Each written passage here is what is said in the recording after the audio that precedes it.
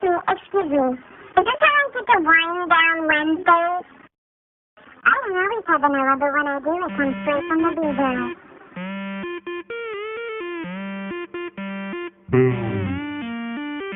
I don't always have vanilla, but when I do, it comes straight from the bee. I don't always have vanilla, but when I do,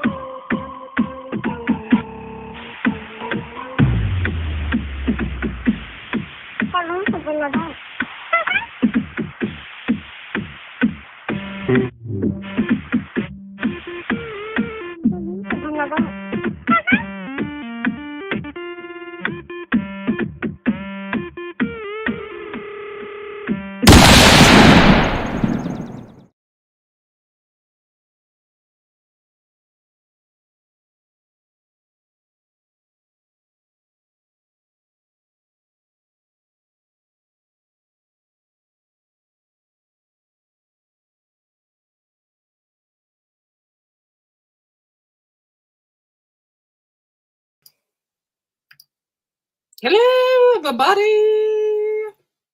What is up? Thanks for coming in on Turdsday Morning.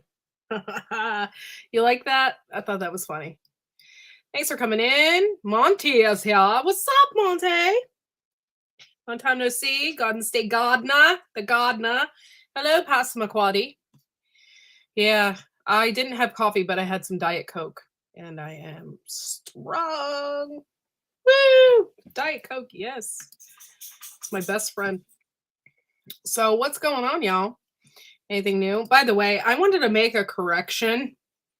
I am not always accurate, and I usually will sometimes find out much later that I messed up. So I'm just letting y'all know that the person who wrote this book, The Lost Book of Herbal Remedies, was not on Lost. Duh! I am an airhead. She was on Alone. She has her PhD. So when I talked about this book the other day, it's from Alone, not Lost. Like, what the hell was I thinking? I don't know. But I just wanted to make that correction before somebody thought I was a complete moron. So yeah, but anyway, we found out that this book is very useful, has some really cool herbal remedies and stuff in the back, and if you go through the book, it's really, really, really simple. It has pictures in color. So yes, this is The Lost Book of Herbal Remedies. Please beware if you purchase this book on Amazon or anything like that, that you make sure that it's legit. A lot of weirdos out there like to scam people, and they copy this book, and then the pages aren't right, or the index is not in the book, or, you know, there's just weird stuff that was going on, and a lot of people were scamming others on this book. So if you do purchase it, make sure it's by this Nicole Applin and Claude Davis. Make sure it says that, and yeah, and look out for the reviews too. Unless you buy it directly from her. I think she has a website that you can buy it, but it's more expensive, I think. But if you go on Amazon, you can get it for like $30. But yeah, It's not lost. I guess I was lost and alone that day. It's from alone. My Lord. Anything else my brain doesn't do. So, hello everybody. Thanks for coming in. Sarah. Woo. What's up, girl? Thanks for coming in. Star Homestead. Good morning, Star. And thank you guys for coming in. I wasn't planning this live. The Ginger. There's my number one fan right there. The Ginger. Yeah, so that's that. By the way, I don't know if I told you guys that my chickens are finally laying, and we got about 3 dozen eggs so far. So that has worked out tremendously. So I haven't really figured out a price that I'm going to sell them at yet, because the feed that we're purchasing is kind of expensive. So I think I'm going to do like $4 a dozen. I hate to raise the price. I'm not one to do that, but the feed is ridiculous. It's like $21 a bag now. So I got to do something. So that is that. I just went out there earlier. Oh, well, thank you, Ginger. Thank you. I've been styling it a different way. A lot of you guys don't know, but I'm losing my hair tremendously. I don't know what's wrong with me. It's probably my thyroid. I don't know. I need to go to the doctor, but I've been styling it a different way, because if not, I look bald. So that's my life right there. So thank you so much for complimenting my hair. I appreciate it, because yeah, I've been kind of down on myself about my hair. So thank you. What else? I don't know. The chickens are doing great. Yesterday on my live, I showed a bunch of like camera stuff from outside. And you got to see some wildlife that we have here. Saw a fox, a coyote, and a red-tailed hawk come to our feeder and way out back. And yeah. And we talked a little bit about today. We actually talked a little bit about getting the back 40, getting that ready to plant some stuff. So I think what we're going to do is burn a lot of it back there. It's just a mess. So we're going to take down a lot of trees. We're going to burn a lot of stuff, and then we got a ton of trees that we're going to plant, because we purchased a lot of trees, plums, pawpaws, that kind of thing. So we're going to plant those back there. What's that? Looks like a great book. Yeah, it is a definite buy. And you guys know how I am. Like, you want to definitely have books on your shelf. You don't want to have digital copies of books. When in an SHTF situation, your electronic devices are not going to work. Especially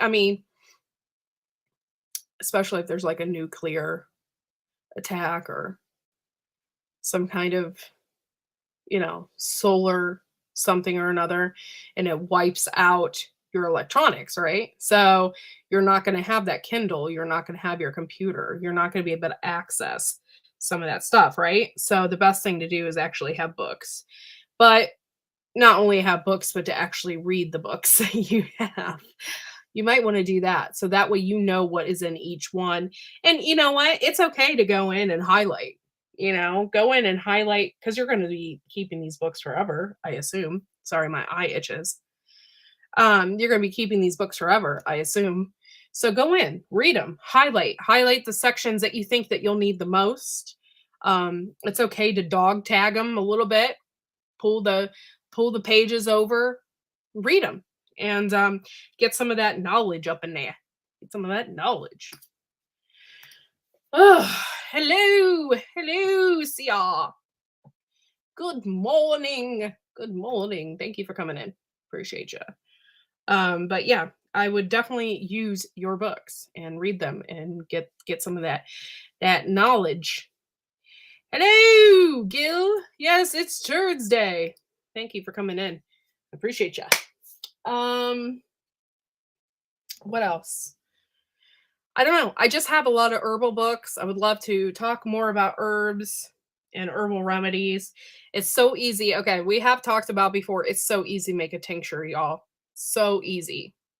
So all you have to do is have 80 proof vodka or higher. I wouldn't go any higher than like 120, to be quite honest. You don't want to burn out your stuff. 80 proof is fine. And you can basically make a tincture out of anything. So I think one of my very first tinctures is I did black currant tincture. Somebody's in our driveway. I don't know if you heard that, which is really funny. I have a funny story about that. I don't know if you could hear that, but my son had that thing pulled out of the socket, right? He had it pulled out and he was playing with it and he changed it to that. It was just a light ding. Now it's like, holy shit, take cover. Somebody's in the driveway. So we haven't changed it because we think it's kind of funny, but it's kind of funny. So now if a UPS or UPS or Amazon comes up the driveway, it's like, holy shit, take cover.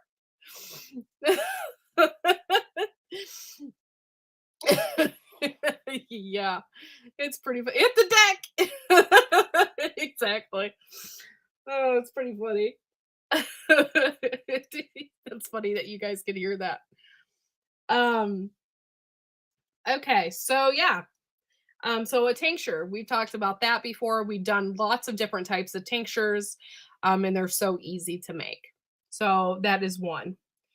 What other, let's talk about it a little bit. What other ways can you make, you know, herbal remedies, for different things? What other ways can you do it? This book discusses that, talks about it in the front of the book.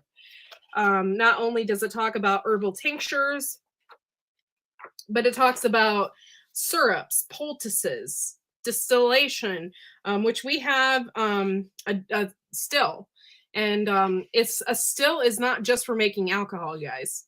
A still, you can make rubbing alcohol, you can make cleaner, you can make water distillate, like you can put water through there and it will make clean, sanitized water. So that's something to think about. And we have a still for that, and it's not just for alcohol, guys. So a lot of people are so against that for some reason. And yeah, you can make syrups. Elderberry syrup is one of them. So if you've ever made elderberry syrup, you can pretty much make a syrup out of anything. My suggestion is you get to know, I mean, especially if you don't have bees in your area, like any beekeeper, like you don't have bees. I don't have bees. They're so expensive, right? They're expensive to have. So my suggestion is to maybe find your local beekeeper and maybe get to know them, or probably find like a club or something to join and get to know your local bee people. And then that way you can maybe trade.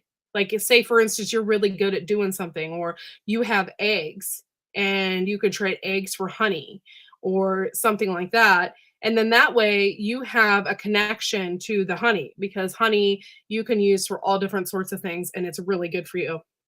And it also is a key opponent in making elderberry syrup. So that's something to think about. Or even like if you don't have honey, like say for instance you have maple trees. So get to figuring out how to make maple syrup. I know up here in the north where I'm from, in this area right now, they're tapping. They're tapping, and it's because the weather is getting warmer. So right now is the time to make maple syrup. Yep, distilled water is what you need for lots of things. It's clean water, so it's good. Vinegar, alcohol, water, olive oil, honey, all can be used for making tinctures. Yes. I prefer alcohol though, and I'll tell you why here in a moment. Hello, Thor Haven. Thank you for coming in. Appreciate you. Yeah. I prefer alcohol because it lasts longer. You can use vinegar, water, olive oil. You can use honey because that lasts, but alcohol is a preservative. So it lasts way longer, and I prefer to use that. A lot of people are like, oh, I don't want to drink alcohol or whatever. You're not drinking it. And you can cut it. Like, that's another thing. Like, if you have a dropper, you can put it in tea. You can, and you don't even taste the alcohol. You're not drinking it. It's not like you're taking a shot of this stuff.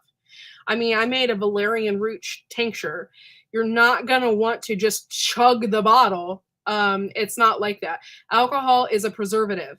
So it's not because we're alcoholics, it's because we need that to preserve it. So alcohol is very, very, very important. If you are going to, a lot of people, and I think this is so dumb, okay? I'm not one for doing this. So in an SHTF situation, you're not going to want to trade with anybody, okay? No. Not unless they have something that you really, really need. And it's a desperate situation, right? So alcohol is one of those things that you will not want to trade, because 99% of the time, the people that are consuming the alcohol are going to be, it's an SHTF situation. They're going to be drunk. It's going to be a not so good situation. So don't trade. Don't hold cigarettes. Don't hold alcohol for these people, because it's not going to do you any good. So keep the alcohol for yourself. Make sure that, and not to drink, use it for medicinal purposes, because things like wine, it's really good when you're sick. Dry wine, save some of that. Save some of the vodka. Vodka is so easy to get, and it's so cheap. You could buy some pop-off for, whatever. You just have to make sure that it is above 80%. Some of that pop-off is like 40% alcohol or 30. It depends on where you get it from. But you want to make sure that it's above 80% or at 80.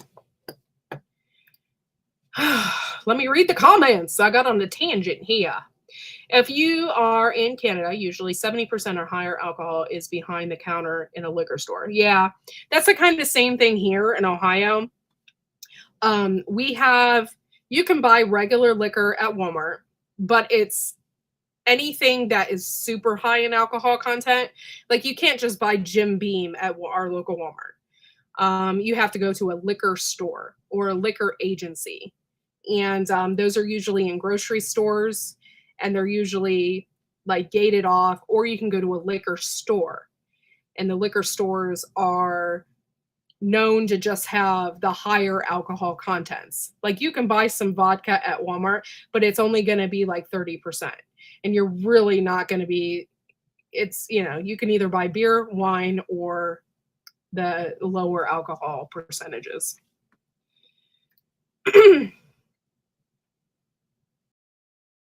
Oh, well, thank you, Wickashire. Thank you for being here. Appreciate you. I guess I should share the link if you want to come up and you want to talk a little bit about this. We can talk a little more about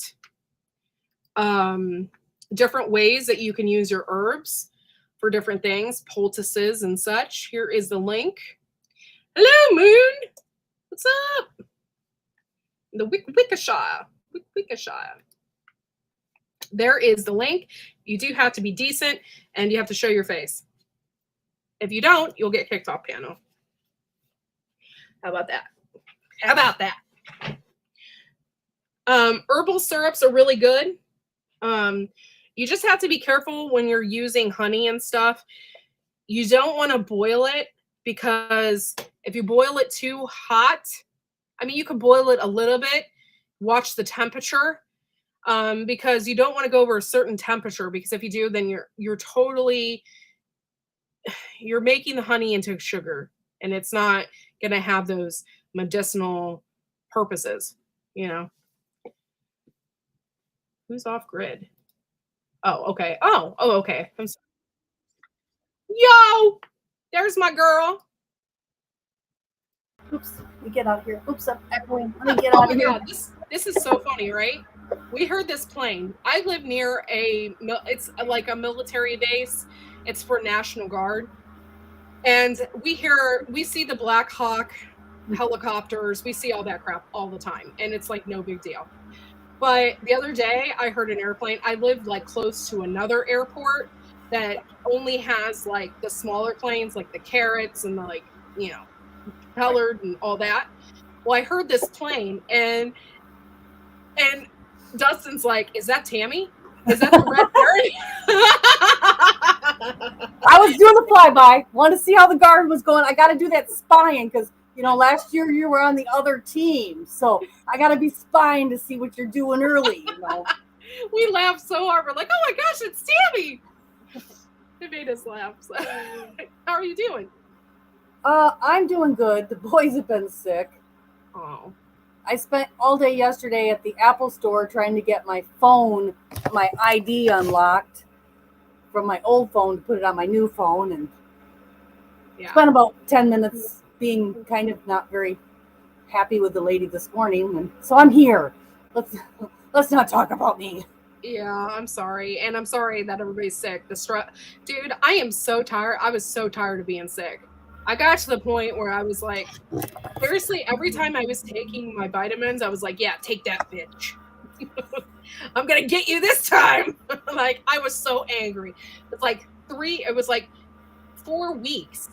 It was a month of just like crap. Like, I was tired of it. Finally, it broke free and everybody was fine. It was just so ridiculous. Hey! There's a 24-hour stomach virus that's going around. Pray you don't get that. It's awful. God, no. But I've been like pumping the yogurt and the elderberry. Yeah. I even bought elderberry shots. And I've been downing these babies so that I don't get what they've got in here. I have a ton of frozen elderberries. I have 16 pounds that we harvested, and I haven't done anything with it yet. Oh my goodness. I'd be like making the elderberry syrup and popping it. Yeah, I froze it because that's what you told me to do, because you can get the most out of it that way. So yeah. I'd be making some elderberry syrup if I had any. The only thing I have left is some elderflower tincture. That's about it. Yeah, it's just been so tired of the sickness. So Tammy, have you ever made a poultice before? Yes. How is that? I've never made one before because I've never needed to. It's messy. But it will like pull things out. Like a simple poultice is just that drawing salve. Okay. Like the black drawing salve. Well, I don't know if it's true or not, but back in the day when you ever were to get stung or anything like that, people said to cut an onion and put an onion on it. Is that considered a poultice? Yes, I would say so. They also used to use onions and mustard, and they'd like put it on your feet. If you had a really bad cold or pneumonia, they'd put a poultice on your feet to draw that out. My mother used to do Vicks vapor rub and on my chest she would take my dad's old socks. That's what my mom used to do. She'd slather me with Vicks and tie the sock, and she'd pin it in the back so I couldn't get the thing off. Yeah. My mom would use those safety pins. Yeah. Like the ones that you'd use for blood diapers. Yes. And she'd tie an old tube sock around my neck and pin it to me. I'd wake up in the morning with a sock around my neck. But it worked. It worked every time. It did work. And they would do that on like the chest too. They would use like brown mustard seed, and they would put it on your chest as a poultice, like if you had something they wanted to draw out of the body. Yeah. That's so funny. that must have been an old remedy because my grandma used to do that. And the thing with the putting it on the bottom of their feet, this is kind of gross, but everybody try it. slice a piece of fresh garlic and put it in your sock on your foot, and you will taste the garlic in your mouth in a matter of minutes. Ooh. Yeah, I know that's weird, but if you don't believe me, try it. It's weird, but you can. So there's something to it. You know, all old wives' tales have a kernel of truth back in there. We just don't, you know, been exaggerated, or claims have been made on it, you know, that are a little out there. But, you know, they all have a little bit of truth in it. Yeah. But, yeah. Well, somebody, I can't remember who this was. I think it was for arthritis who said this, but they said to put a bar of soap under your mattress. Mm-hmm. And it would help with like your back pain and all of that. Yeah. If you have leg cramps, they used to say to put a bar of Ivory soap. Ivory. Got to get the brand right. Ivory soap under your sheet, between your sheets of your feet. Nice. And it would help with leg cramps. I've never had to, you know, I prefer the tonic water. You'll never have leg cramps. You got that tonic water down pat. Yeah.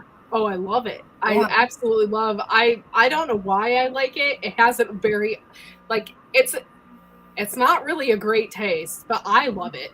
And I love to put like lemon and lime in it. Oh my God. It's just so good. So good. Yep. Right here for my tea. Just sitting here. It was so funny. We took Fred out to eat. We have Bob Evans. Do you have Bob Evans in Michigan? Oh, yeah. Yeah. So we took him to Bob Evans, and my mom had lemon in her water, and I must have had a lemon. I can't remember, but anyway, he like grabbed the lemon and started eating it. My son would do that. I didn't experiment on my son. You know, we all have to experiment. I have multiple kids, so you know you can do these experiments. I read that if you kept children away from sugar before their 5th birthday, all sweets, all candy, all sweet stuff, they would never crave sweets. Oh wow! And my son used to take a lemon. He would eat the whole thing, skin and all, just like I eat a grapefruit or an orange, but he'd eat the skin too. And he has never craved sweets. Wow. Never craved sweets. He has not. In fact, one time we asked, he was about 6 or 7, maybe a little older, and we were all eating ice cream, and I didn't dish him up any because he never liked it. And he's like, "Where's the ice cream?" And we joked, "It's in the oven." We hear him out in the kitchen opening the oven. He literally, like all my other kids, would like find the ice cream, eat the whole box or tub or gallon. And he had never, you know, and he really thought he had it in the oven. Because, like, yeah. Like, I had to call out there, "No, it's in the freezer. It's cold." But, you know, he just, so funny. You know, he just didn't eat sweets. He didn't like ice cream or anything like that. And to this day, he's not a sweet eater. That's interesting. And he's in his 30s, so. Wow. That's the key right there. Keep them away from the refined sugar until they're 5, and they won't have that craving like all of us who ate it as children do. Yeah. My son, I don't give it to him very often, but he does like cookies and stuff like that. So I can't, he just loves cookies. He really loves cookies. I keep him away from them, but we went to the cookie store or cookie shop the other day, and he got a big old cookie. I can't resist. He's my baby. Well, I went to the donut shop yesterday, and I got 2 donuts. That's so good. They're so good. Oh, well, we had to go to the big Capitol, and so on the long drive home, you know, we went by the best donut place in town. And sorry, of course the boy is behind the computer here pointing and stuff. Yeah. Oh, just take the phone. He's got to have my other phone. All right, now he'll go away. So we stopped at the very best donut place in the whole state and got donuts. I've read in a medical journal that parasites will send out signals to your brain to crave sugar because that's what the parasite wants. That is probably true. Yep. I'm sure tapeworm and all of that is... Yeast. Yeast will make us crave. If you have a yeast infection, it will make you crave sugar. So I'm sure that's true. Yeah. Hello, Dennis. Thank you for coming in. Hello. No, Billy Joe, just no. Yeah. So, okay, according to this book, you can make any poultice out of any herbs. I think when we think of poultice, we think of plantain from the grass. You can make a poultice pretty much out of anything, and you can just put it in your hand, work it up in your hand, and you get the oils out that way, and then you can put it on. And like Tammy said, it's extremely messy. Comfrey. They used to use comfrey as a poultice to actually help reset broken bones. Wow. I haven't needed to use that, but I know the knowledge. Yeah. Yeah, that's really, really, really. And you can use mullein, yarrow. Those are for breathing. Mm-hmm. Mullein, I'm gonna grow mullein this year, or attempt to. I have seeds, and it's really good to smoke it when you are sick. But I don't know. Maybe a poultice would work better because you're breathing it in a different way. But you can definitely smoke it, and it will help with bronchitis and pneumonia and all of that. And by smoke it, you mean like an incense, not like a cigarette, right? Yes. Yeah. Just wanted to clear that up for people because. Yeah, but you can also smoke it as well. It's fine to smoke. There are like 5 herbs that you can smoke: basil, oregano, mullein, and I can't think of the others right now, at the top of my head. Catnip.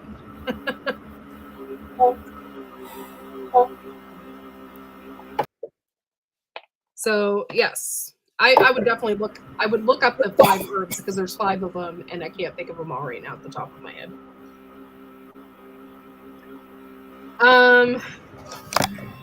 Apparently the person of this book has MS. And a long time ago when my dad had cancer, I did a lot of research about the reishi mushroom and the lion's mane mushroom, because those are 2, yes. And a lot of they are so good for you. And in Japan and stuff, they use it as a form of chemotherapy for people that have cancer. So I would highly look into those. The turkey tail is another one.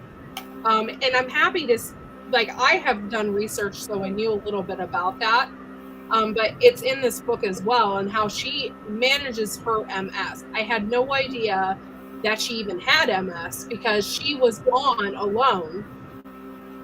And I'm really surprised because she was alone and she didn't have a flare-up.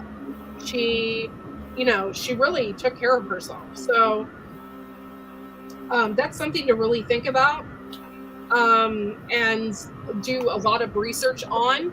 It's really good for your blood and everything else. Oh, go ahead. Sorry. I'm taking this supplement from Dollar Tree, and it's the Mushroom Complex Gummies.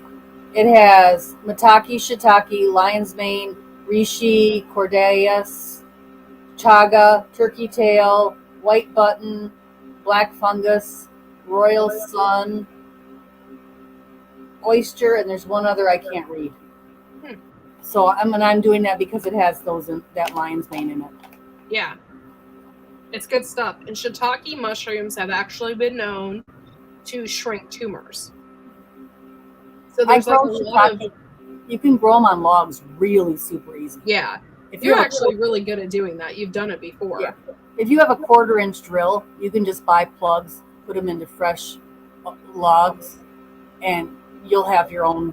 If you're somewhere out in the woods where you have shade for them and natural rain, you'll have fruiting bodies of mushrooms for 5 to 6 years off logs, some as many as 10 years. Wow. And all you need is a 1/4-inch drill. You just need to be able to drill in, if you see those plugs they use in furniture to put furniture back together, that's all the plugs are. They're inoculated with the mushrooms. Wow. And then you just cover them with cheese wax or beeswax. This I'm actually going to look into. If you take the turkey, like for leaky gut, which I think I have, because I have so much irritation with my stomach. They said turkey tail and probiotics is really good for that. So this really concludes everything that I have been talking about over the past 6 months. I've been doing a ton of research on my stomach because I've just had nothing but issues, and the doctor keeps saying, oh, it's just IBS, there's nothing we can do for it, and it's so obnoxious. And then they give me these colon relaxing pills, and I only take them if I necessarily need them or desperately need them, because they make me tired. And I can't afford to be tired. I am already like 90% tired most of the time. You're a mom of an active boy. Any more tired, you can't do that. Yeah, I can't take pills that make me tired.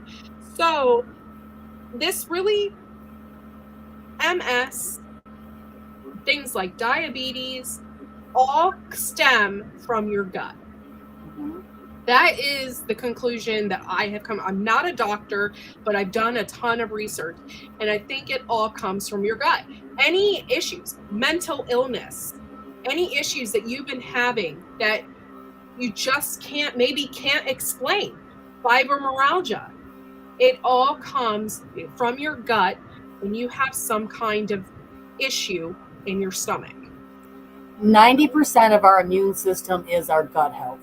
Yeah. If you don't have a good, and most Americans, we take so many antibiotics and we kill off our normal gut flora, and then we don't take probiotics. We should all be eating sauerkraut, yogurt. I actually absolutely hate it. What's the kefir? I hate it, but I took it last time I took antibiotics because I needed to get those good gut flora back. You have to be really careful with the yogurt, even that you buy in the store, because all of it is sugar. Yeah. And like 90% of it don't have the good bacteria in it, because they have to process it somehow. Yes. And so that doesn't give you anything. So if you can take probiotic pills, mm-hmm. or something of that sort, eat sauerkraut. Fermented foods. In the last year, I've really, really expanded, actually the last 2 years, expanded the number of fermented foods I eat. And truly fermented foods, not processed food from the grocery store that has the words fermented on it, but actually fermented foods at home where you're growing that good gut flora. Yeah. It's not really that you're full of poop, Ginger. This is just like your stomach gives off hormones, okay? Diabetes is just a hormone. It's a hormone. And your stomach gives off hormones, and it can get messed up. Like it can be unbalanced. There's a doctor in Germany that's been, I think he's a microbiologist, that's been studying human gut flora. And we talk about endangered species. Oh, the tiger's endangered, the monarch butterfly's endangered. The actual microbes in our gut that help us digest food and process food there's several of them that are now considered endangered. And he's been going around sampling and doing some research on this. And we don't have the gut flora that people had even 150 years ago. And these things are endangered because we're eating so many processed foods. Yeah. Yes, the processed food, it's really hard to get away from that, though.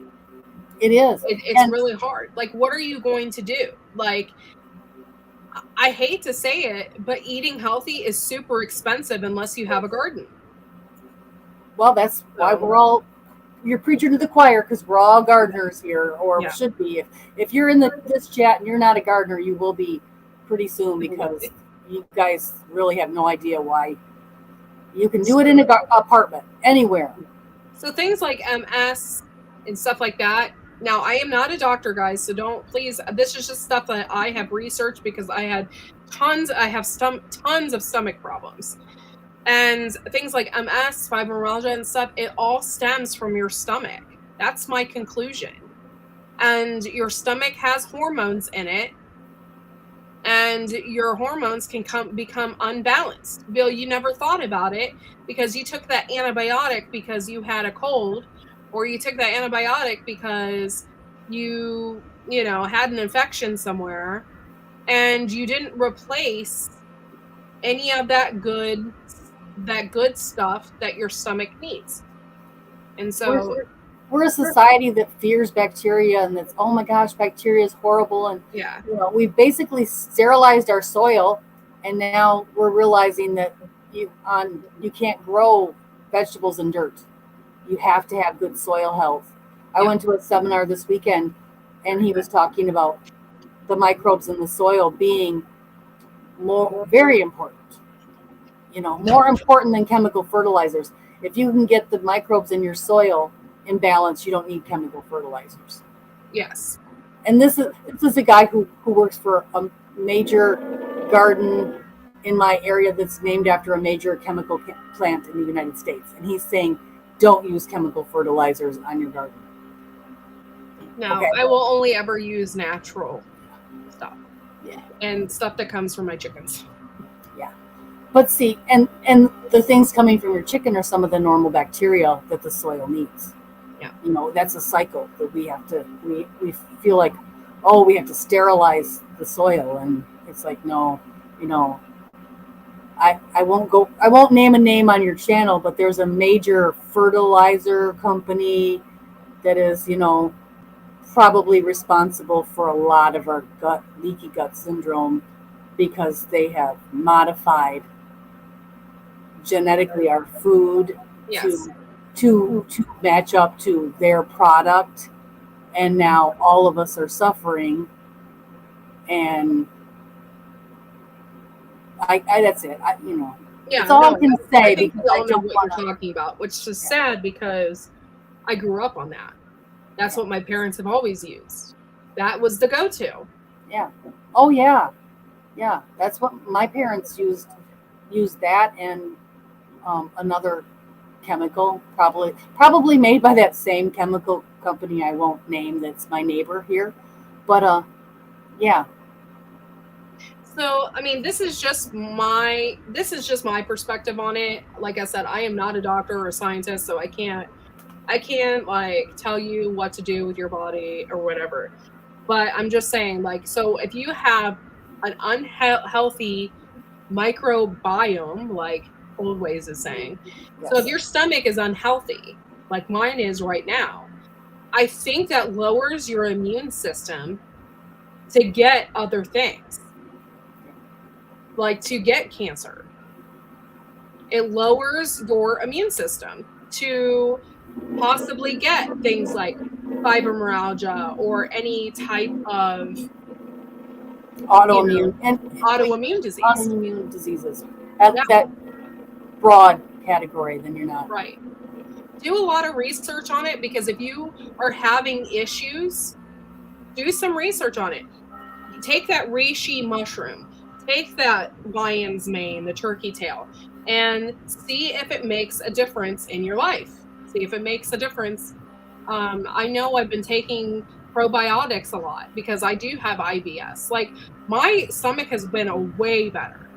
I'm telling you guys, there for a while, like, I couldn't even leave the house without having supplies with me to go to the bathroom, because it would be a misery.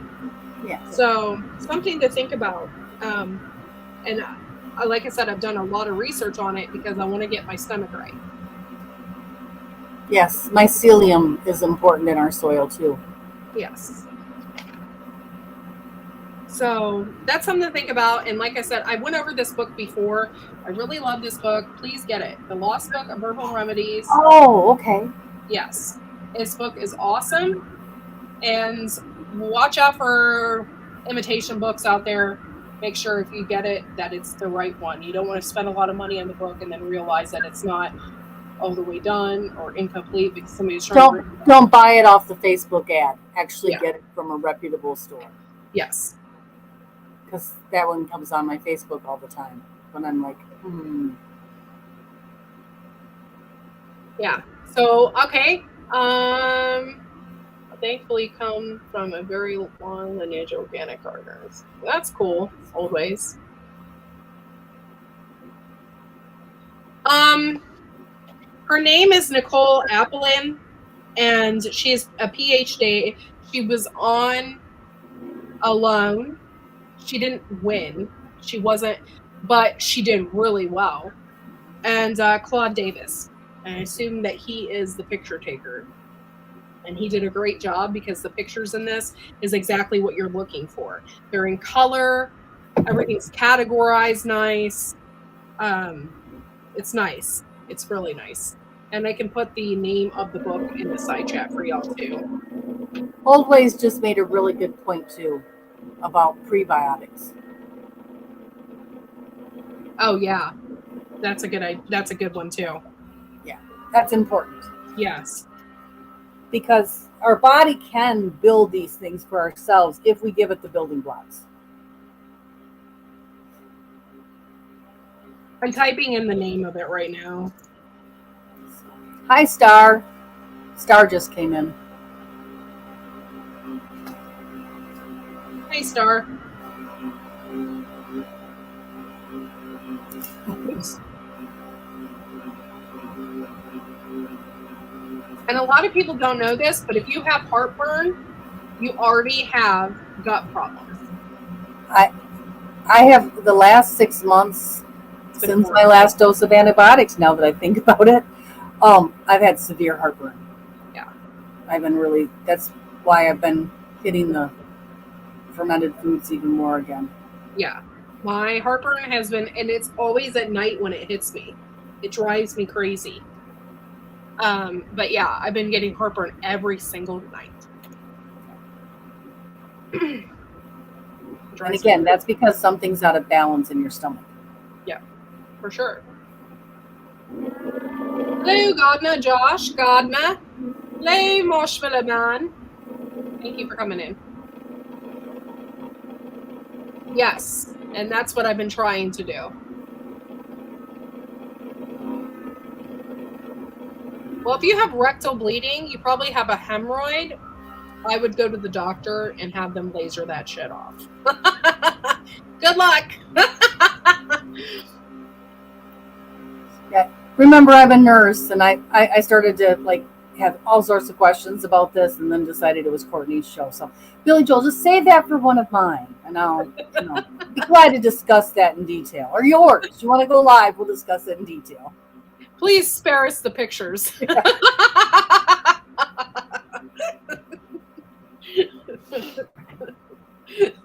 He's like, okay, Tammy with a heart. Oh my God. I'd love to be a fly on the wall for that one. That's okay. Sharon's sitting next to him on the sofa just swatting at him. Oh, you're going full exam? Okay. No. I don't do that anymore. I'm retired. Good luck with that. Oh, Lord.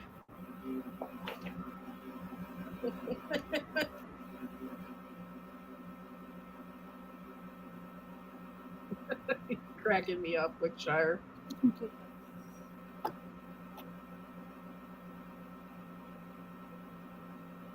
If you were a fly, you wouldn't be on the wall. Oh my God, that's so disgusting.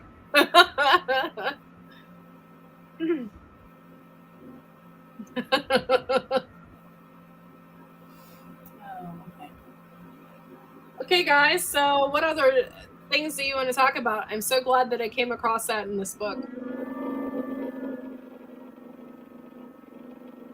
What kind of herbs are you growing this year? Because, I'm going to do oregano, which I haven't done because it's not a big food thing for me. Yeah. But on the herbal medicine, I've read a lot of things about oregano oil. Mm-hmm. So I want to make oregano oil this year. So I'm growing oregano just to make oil. Yeah, I I have oregano that comes back every year. So that I have most of my herbs come back every year in the garden. So I will have the lemon balm, my regular oregano. I have hot and spicy oregano, which is on the other side of my garden, so they don't mix up. I have I just planted last year, and I'm hoping that it did well. I don't know until I see it pop up, but I have pineapple mint. Ooh. I have lovage in there. I'm going to replant my parsley because that's biannual. So unless some of the seeds, unless it comes back up and some of the seeds fell off, and then I have some calendula. I did plant some marshmallow in there, Oh, but I don't know. I don't know how that's gonna do. I got one stinking flower from it. it came up wild in my yard, so I used to Yeah. not mow. I used to have a little spot where I wouldn't mow. My neighbors hated me in town. There's a weed growing in our yard, and she didn't mow it over. Yep, that's an Oh my herb. god. Get away from me. Yeah. So I had marshmallow and calendula. I made a calendula salves and stuff like that. Let's see, what else do I have in there? I'll be right back. Okay. I can't think right now. I'm gonna replant my horehound because that didn't make it. So I have horehound seeds. So I'm gonna replant that. I'm gonna plant borage everywhere. Not just to eat. I want to plant it because I know the bees really like it. So I'm gonna plant borage everywhere again. Yeah. I went to a seed swap, Oh, nice, nice. and Becca said she wanted calendula. I think I have 4 or 5 different kinds of calendula. Oh, nice, nice. I forget what mine was. It was the cactus something or another, I think. The cranberries are doing good. All of them are doing so great, except for 3 that did not do a thing. But I literally, I ordered 10 and they seriously gave me 20. So all of them but 3 have got stuff on them. Oh, that's the calendula. Yeah, the seeds on the calendula are really weird. They're almost alien-like. They look like little C's. Yeah, it's weird. And then I was really excited. I got seed garlic. Oh, So nice. Yeah. So it's a different one than what I have. Nice. I have my Egyptian walking onions that I'm putting in my food forest. So I got like 20 or 30 of those from Etsy, and I'll be putting those in my food forest. But I already have some out there. I just wanted more. So. Oh, and I can't remember, and I bet they're not in here. Thor's in here, but our other Canadians. I got Victoria rhubarb. Oh, I love that. You know why I like that? Because it just reminds me of the old school rhubarb. It's red. Like the other stuff is just green and it's blasé. It's like the Victorian rhubarb is it just reminds me of my grandmother. Because my grandmother used to put the red rhubarb in with the strawberries when she made strawberry rhubarb pie, you know? And then I got Charlevoix heirloom rhubarb. Nice. And I picked this up because it's obviously cold hardy if it'll live in Charlevoix, Michigan. But I picked up 2, and I can't remember if it was Remy or Annie from Back to Basics or Remy that said they wanted rhubarb seed. So if you're in here, which you should be, but maybe you're not, I did pick up a rhubarb for whichever one it was that was said it. It was in one of the Canadian lives. And then I got coriander because I can't live without cilantro. Oh, I love it. Can't live. You know, for the longest time, I think it's just because I'm an airhead, but for the longest time, I was planning coriander or cilantro or whatever. I was planning that in the summer, like right at like the beginning of June. It's a cold weather herb, and it likes the colder weather.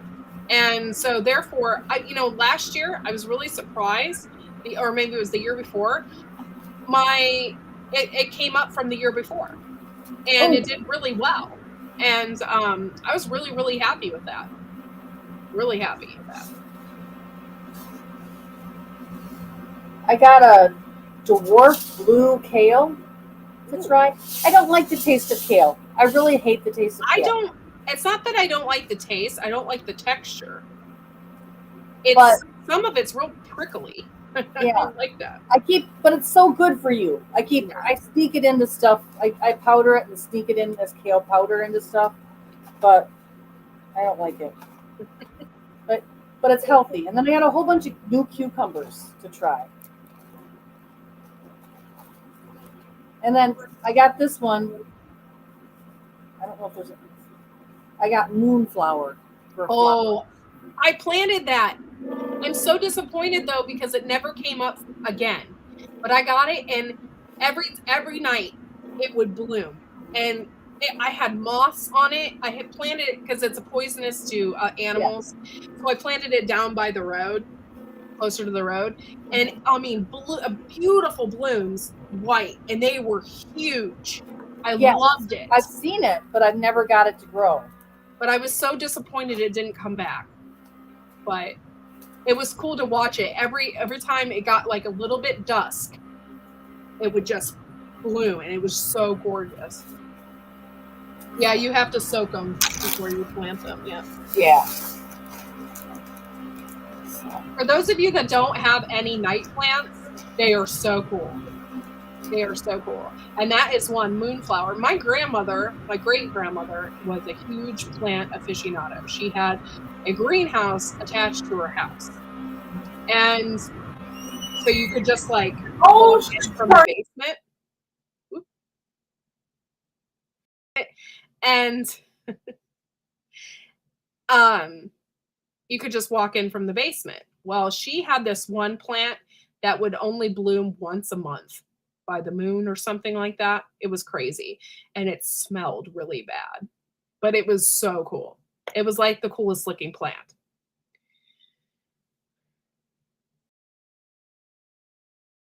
Eat the stalk, Star. Yes. If you grow rhubarb, do not eat the leaves. The leaves are poisonous. Very poisonous. Just eat the stalks. The stalks are kind of like celery.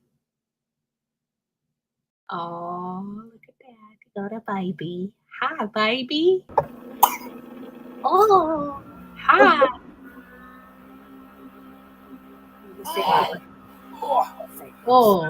Oh, look at you. You look like that. Here's the top of his head.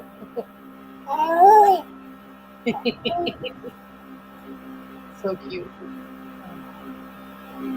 Little baby. Oh.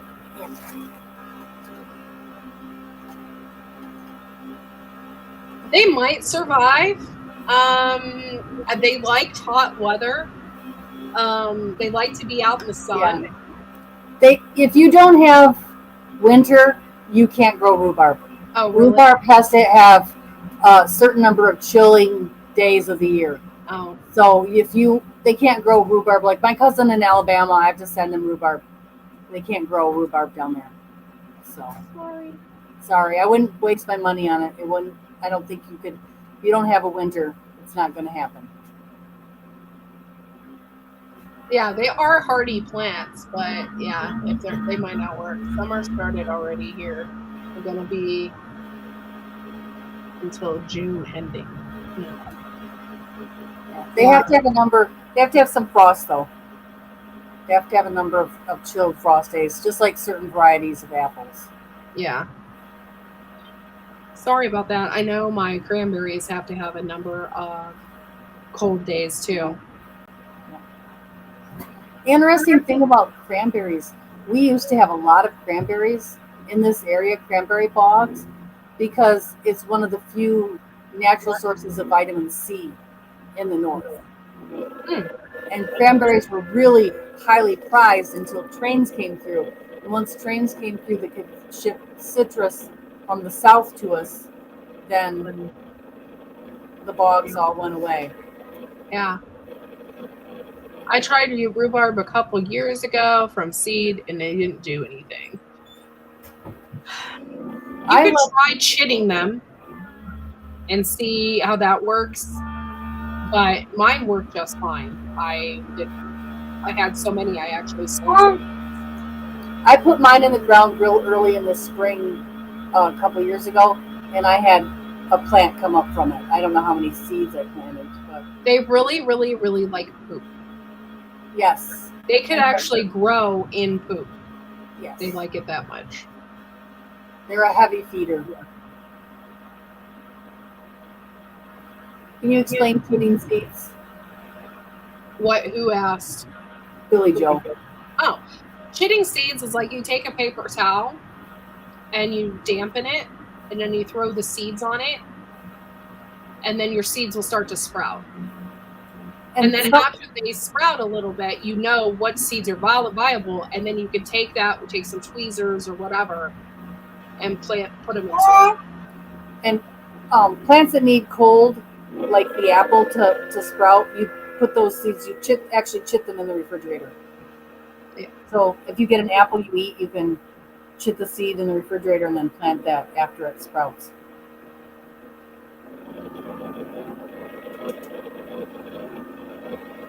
Yeah, I have a ton of Victoria rhubarb seeds. I just haven't done anything with them. I have one rhubarb plant right now, and it's in my garden, and it does so well. It does so well every year. If it gets a stalk in the center of it and it starts shooting off flowers, you have to cut those off. If you do not, it will kill your plant.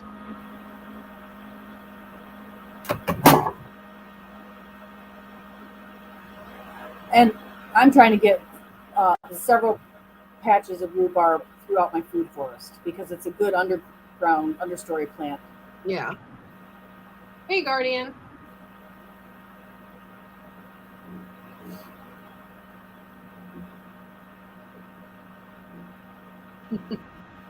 She just had that baby. She just had that baby in June. Maybe you'll get hair. She has hair. It's just a little bit hard to see because it's blonde.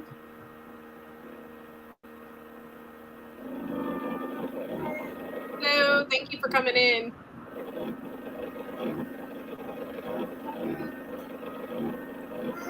Yeah, you got to see him when he was really tiny, Cory. Yeah. He was just a little guy. A little bugger. Okay, so we discussed stomach issues, stuff like that. We discussed tinctures, poultices. You guys realize that you can make a poultice out of pretty much anything. I know when you think of a poultice, I know for me, I think of plantain poultice. But you can pretty much make a poultice out of any herb out of your garden. What else have we need to talk about? Salves? Have you talked about salves yet? No, and I'll tell you why I've never made a salve. Because I don't want to buy the beeswax. Well, you should have said something. I'll send you some. Okay. But that's mainly why I've never made a salve, because it's expensive. The beeswax isn't even the expensive. Like I bought shea butter. Okay. But I use coconut oil in mine, and shea butter, beeswax, honey. I just made one with honey, beeswax, shea butter for chapped lips. Wow. Yeah. So how do you make a salve? Like what all do you need? And do you need to buy the little fancy little containers? You don't need to do that, right? You can put them in a mason jar, right? Yes, and I'm looking. I actually don't use mason jars. We use baby food jars because that's where the size, that we can use. So like, this is shea butter that left over from a block of shea butter I bought, but I just use baby food jars, and then I put them right in my hot water and melt everything right and make it right in the jar.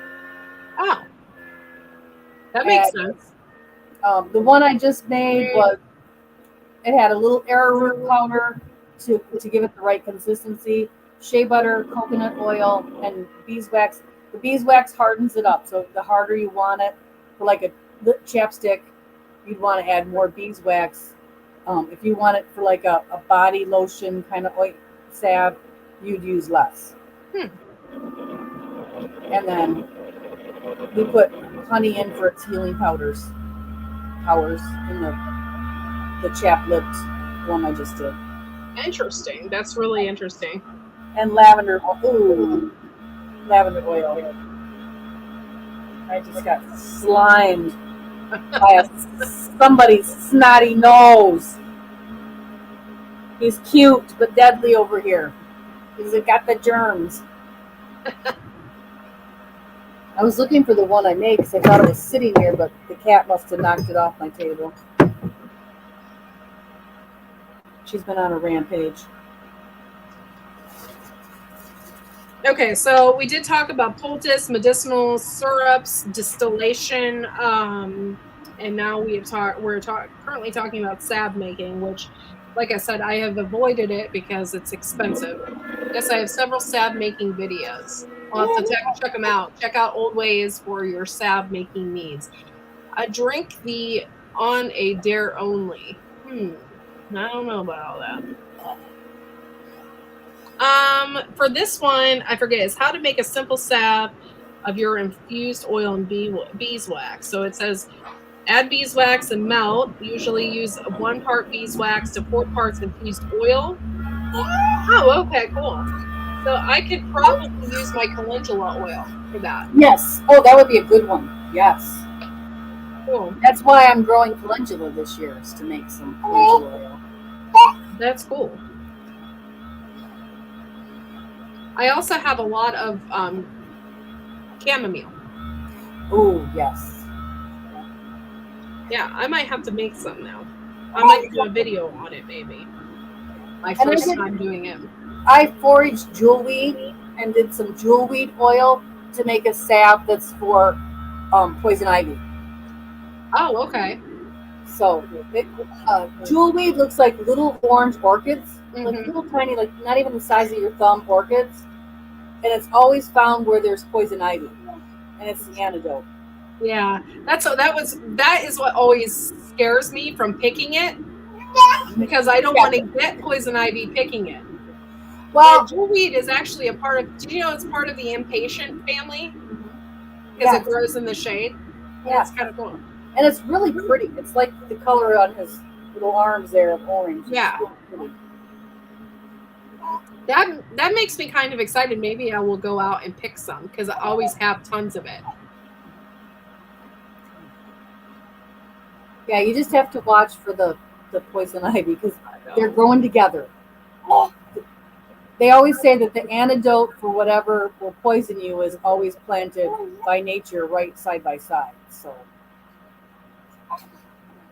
Yeah, it kind of looks like a trumpet. Yeah. Yes, it's the little orange, golden orange flowers, and they look just like an orchid. It looks like a tiny, tiny orchid. I think I have pictures. I did a video on it. If you want to see, I think I have pictures of the plant in my video on how to make remedy for poison ivy. But that makes me excited about spring. I'll go and I'll pick some of that. And you use the flowers, the leaves, the stems, the whole upper part of the plant. Oh, okay. Jewelry. And it has to be fresh. It's not one of those things you can dry. Like some things you want to dry it before you put it in the oil. You don't want to do that. It has to be, the jewelweed has to be put in immediately into the oil. Oh, okay. It has to be very fresh. That's awesome. That's good to know.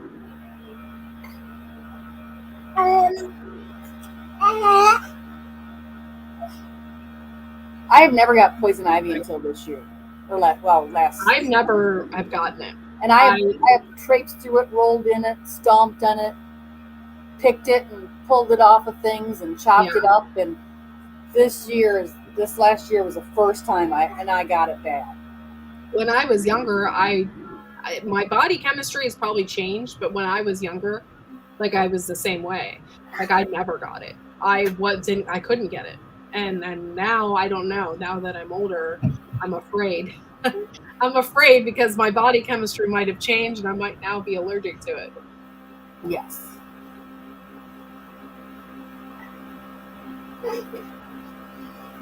Oh, where are you? Where are you going? You're climbing the chair there. Okay, so medicinal syrups. So what we were talking about earlier with medicinal syrups is that we were talking about elderberry syrup. Like you can use anything to make a syrup. Just be careful and don't overboil honey because you want those. If you're using honey in it, you definitely want to keep those what's inside the honey. But I wouldn't chug honey. You can't boil honey. It has to stay at a low temperature, or that's the one thing. So when I make my elderberry syrup, I actually make it without the honey, and then I add the honey right before I use it. Yeah. That's a really good idea because that way then it doesn't get too hot. The funny thing is the elderberry, actually the heating and cooking and the actual canning to make elderberry syrup actually enhances the healing properties in the elderberry. So, some foods it enhances them, and other foods like the honey, it kills the healthy properties. So you really have to know what you're making, how it works. The only reason why I'm talking about heating up the honey is when you're making an infusion, like Star is. He's making a turmeric infusion. The only reason why you want to heat up the honey to I think it's 140 degrees is so you can stop the fermentation process. Because if you don't, you put the lid back on, it might explode. Or you could put it in the refrigerator, but we all know what honey is like when you put it in the refrigerator. So then you're going to crystallize it, and then you're going to have to heat it in order to spoon it out of there. Yeah.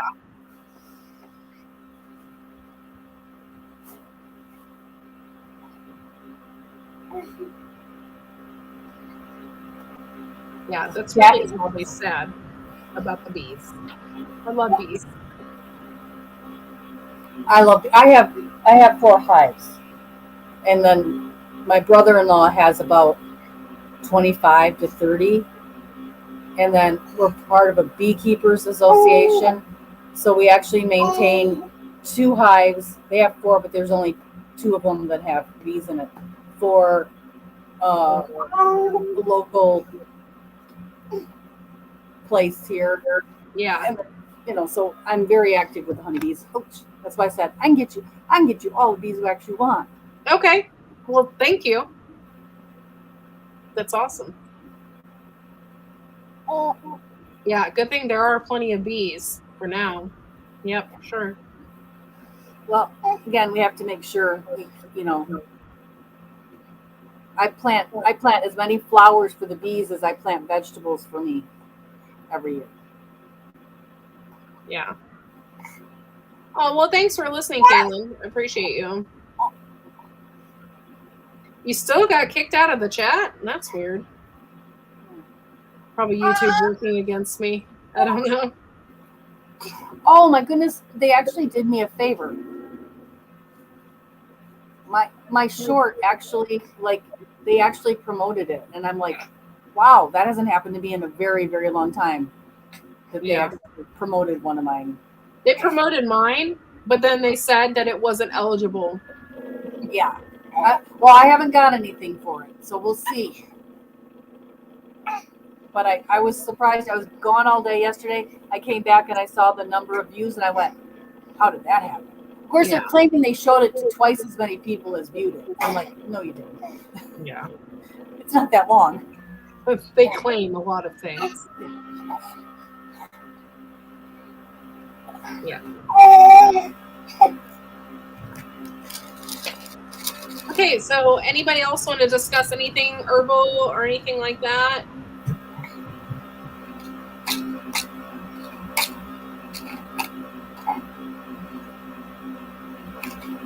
Feel free to mention it in the side chat, and we can talk about it and discuss it.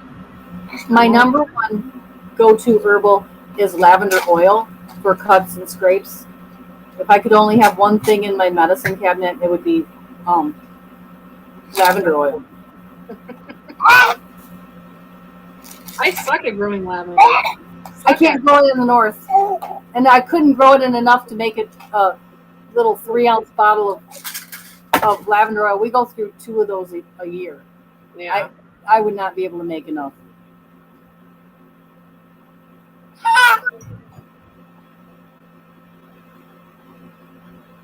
I'm really missing spring. Yes, I'm missing spring too. Sucks. We got so much snow. Did you get all that snow too? No. No?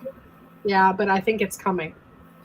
The other day, it was thunder and lightning and snowing. Not rain. Thunder and lightning and snowing. I had sleet. I had rain. I had fog and snow so thick you couldn't see, like a whiteout blizzard, all in the matter of 4 hours. It was like the weirdest weather. Yeah, that sucks. And I haven't had some kind of blizzard. I was told that it's supposed to snow here in the next couple days, so we're probably going to get that. Friday. We're supposed to get it again Friday. But it's been a long time. I don't remember getting thunder snow more than a couple times in my lifetime. This is probably like the 3rd time. And it was lightning, like big things of lightning up the whole sky. And the thunder didn't go away. It was just rumble, rumble, rumble, like there's a train coming through. Yeah. Thank you, Guardian, for supporting the farm. I really appreciate it. You have dropped all your toys on the floor. Nana can't bend over and pick them up. Everybody give them a Poop Troop salute, please, for joining and being members of the Poop Troop. We appreciate you. Thank you so much.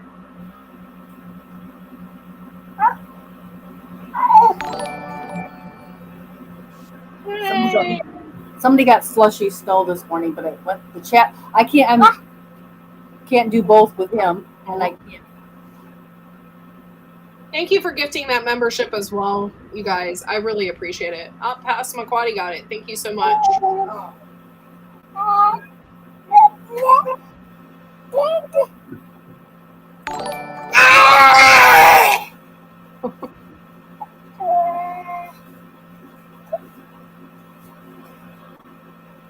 Yeah, a lot of people are getting their crocus to come up right now, and it's so pretty. And my hyacinth is coming up. Oh, I forgot that last year my mom gave me the little mini hyacinth that's like this big, and I also have the big hyacinth as well.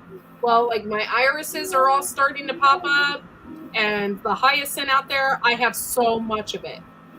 It's just like I'll do some pictures of it when it's all the way out. But probably by Easter, I think that it'll be ready. But I'm kind of excited to see it all out there.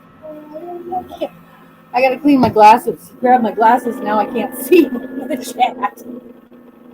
Thank you so much, Guardian, for giving a membership and becoming a member of the Help the Farm. Or you sell flowers? No, I don't sell them. No, I don't think I could keep them long enough to sell. They'd all be wilted. Stop grabbing Nana's glasses. I just really love flowers. If you're talking about seeds, like flower seeds, yes, I could probably send you something like that. But as far as just selling them like on the side of the road or something, not so much. And I really love Mexican sunflowers. I'm going to plant a ton of those this year. The bees really love them. I get like bees all over the place from those things. So. Those were beautiful in your yard. I think they were out when we were there. Yeah, they were just, and you know what's really great about them is that they are like the last ones in the garden. Like it's like getting cold out and getting crappy out, and they're still there. Love it. They're not a real sunflower. They look more like a zinnia.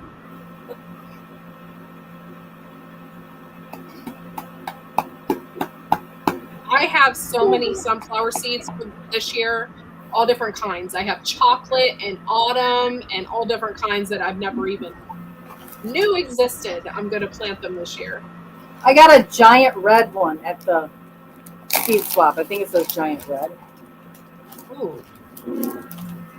That's pretty. I can't wait to plant them. I'm so excited. Giant zinnia mix. Ooh. We'll see. No, let go. I got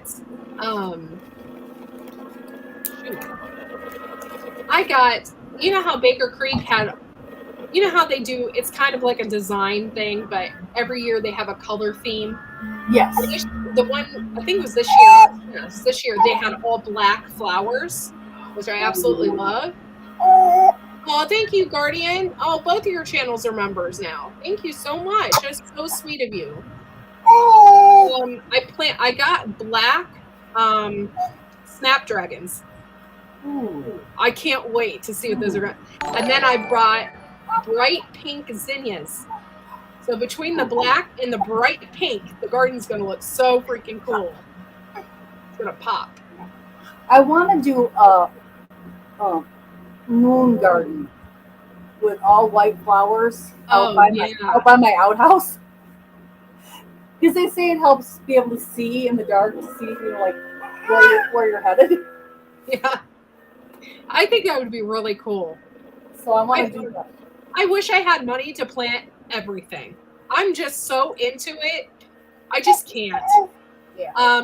The one year I told my husband I wanted a round flower bed, you know, so I could put in like my black-eyed Susans and my daisies and irises. I wanted to have like an entire bed of that, but I just can't do it all.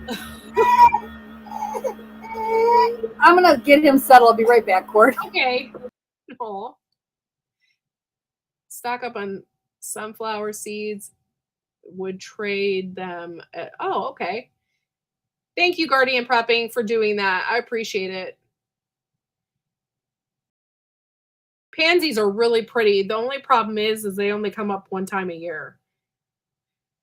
Yeah, and they are edible, which are really cool. And Baker Creek has a ton of different colored ones. They would be really pretty, like on cakes and all different kinds of stuff. We have a 7-month-old Tammy. It sounds like the same here. Aw. Yep. Oh my gosh. Kids are getting so big.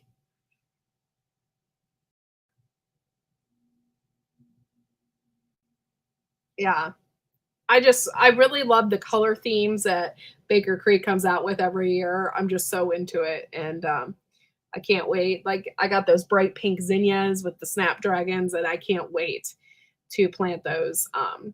But I usually save a little bit of extra money because I know damn well I'm going to buy plants. If I go to a plant store or if I go to a plant sale, I'm going to buy plants. So I usually save a little extra money for that kind of stuff because I'm so into it. My one bed that I have out there is filled with duck poop. My ducks nested in it. And I don't know, maybe Old Ways knows this, but I planted Nicotania in that bed. Will it come back?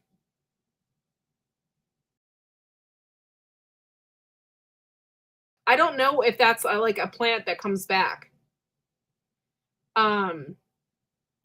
That's like the yellow flowers, isn't it? No, they're bright pink. And it's a tobacco plant. Yeah. It's a decorative tobacco plant, but you don't smoke it. If you let I did let them drop. However, my ducks were in there and they shat all over the place. So we'll see how that bed's. My rose bush that's in there, it has grown already. It is like taking over my trellis, which is even more funny because my ducks have been resting on top of my trellis. They've been sitting up there. Like, oh, I'm just really hoping that it didn't kill off anything in there.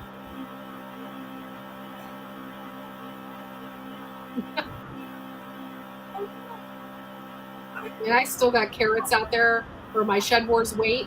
I can already do my Shed Wars weight because I have 3 dozen eggs right now. My chickens are laying, Tammy. Oh wow, nice. We've been sprouting lentils for our roosters. We only have 2 roosters left. So Oh. no egg weight for me yet, but we're getting chicks, I hope. Again, once I'm out at the property. Yeah, Old Ways. I hope they didn't. I hope they didn't eat the seeds. Yeah, and this one is Nicotania something something. No, it's not tobacco. It's something else. I thought it was something that you could smoke because I was all excited that I was going to grow my own tobacco, but no, it's not. It's actually something else, and so I was all excited. Tobacco doesn't really grow well up here in the north. Anyway, it's just a really pretty flower.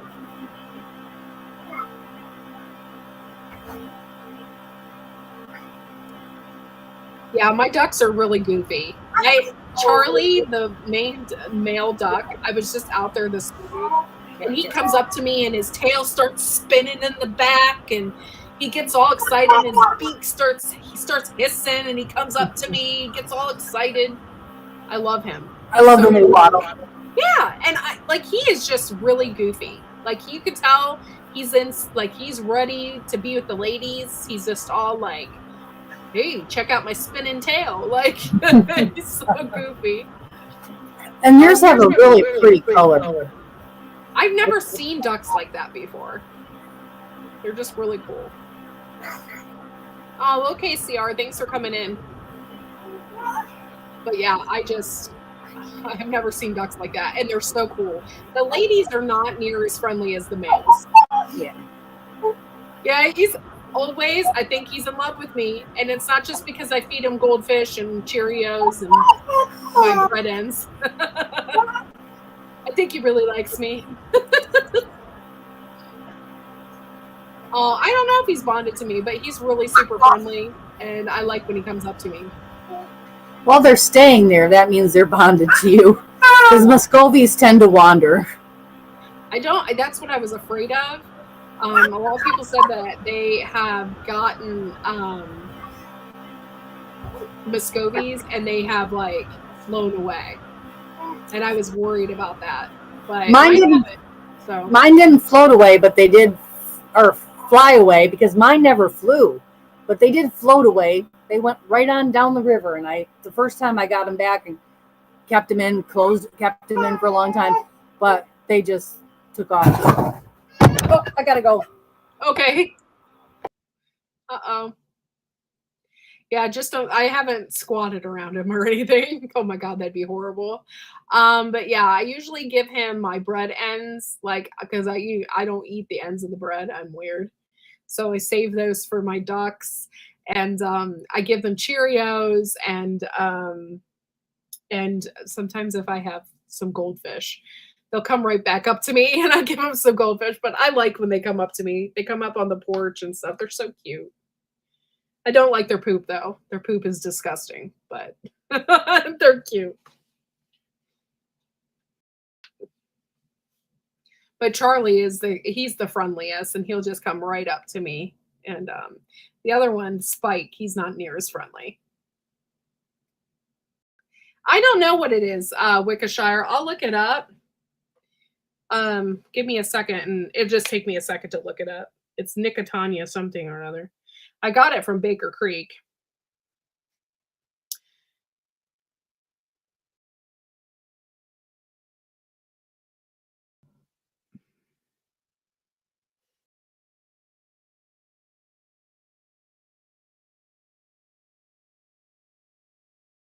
It's Nicotania silveratus. But this one's white. Mine were bright pink.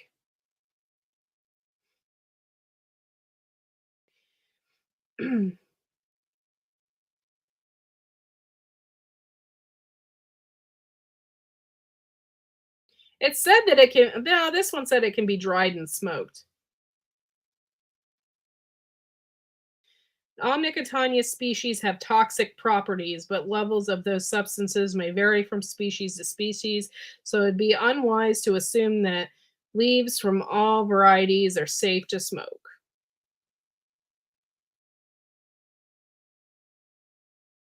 They did smell really good. That's why he loves you, due to little pieces of butt. Yeah, probably. I give him that. A long time ago, somebody told me that Cheerios were really good to give to your ducks because they have vitamin B in them. What's that vitamin B? It starts with an N. I can't think of it. Niacin. Niacin. Thank you.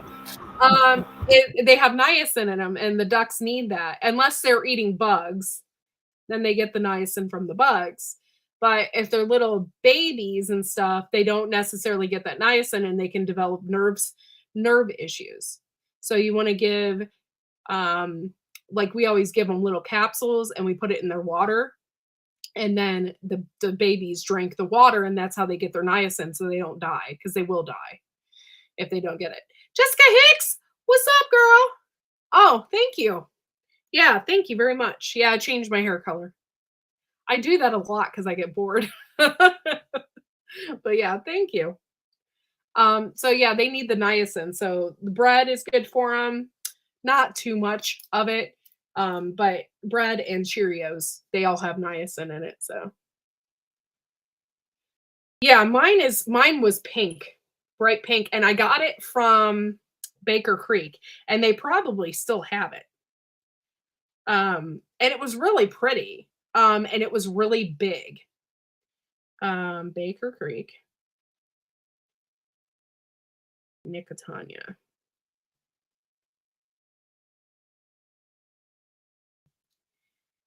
Hold on now. Oh, it was the Crimson Better. That's what it was called, Crimson Better. And this is the color of it. See it? That's the color of the flowers. They were really bright pink. That's what it was called, Crimson Better. And I looked it up, and you can't smoke that. They said it's poisonous. But it was just really, really pretty. I really loved it.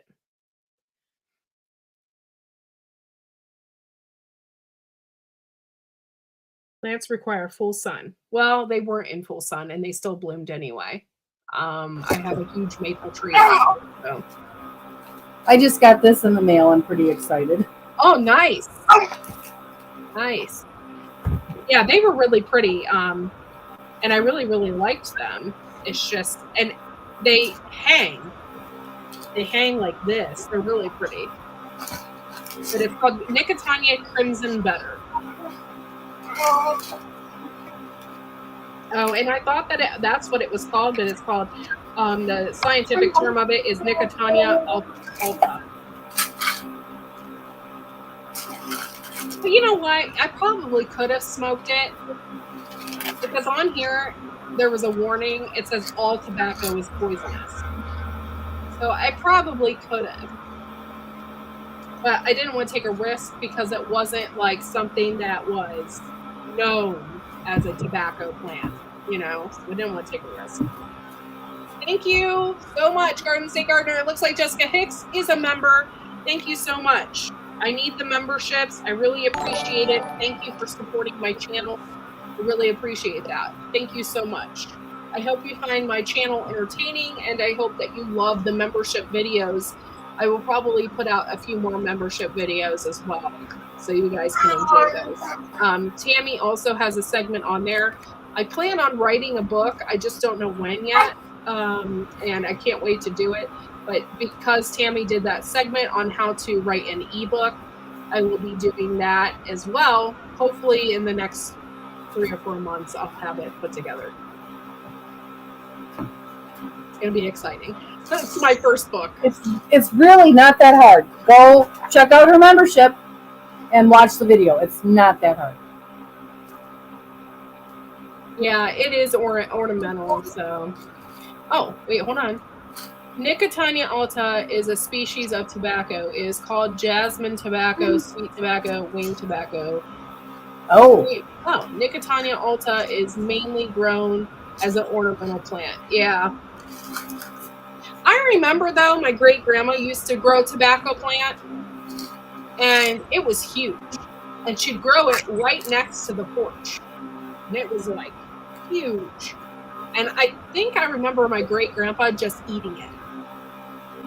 Like, he would eat it and chew it and then spit it. I think I remember him doing that. He was a chewer. Chewer, not a smoker.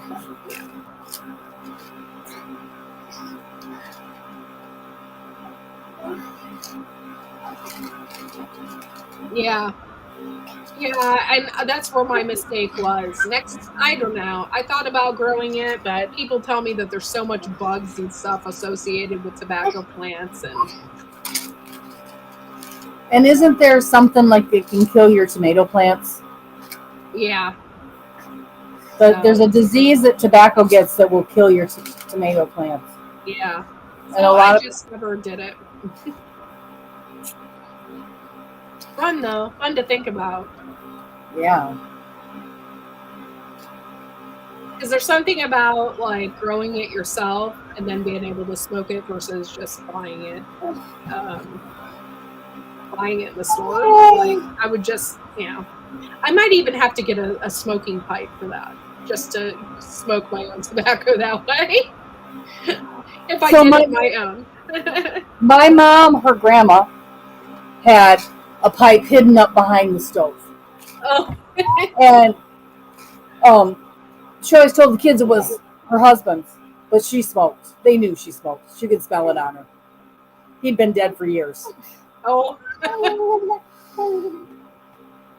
My mom always talks about that. How she didn't tell anybody that she did, but she did. She smoked a pipe. I love that. That's cool. Yeah, I don't think I'll grow it if it brings in the stink bugs. Oh, this one year, I had no idea what this one bug was.